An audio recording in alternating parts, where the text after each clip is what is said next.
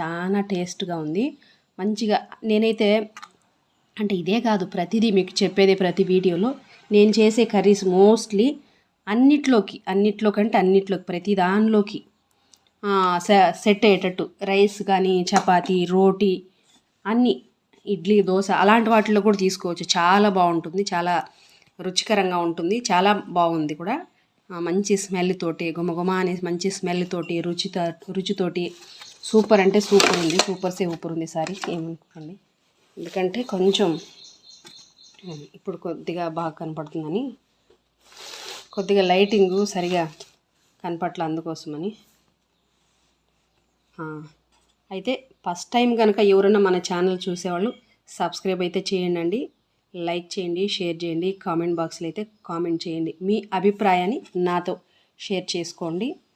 అలాగే ఇప్పుడు దాకా చూసి మన ఛానల్ని చూసి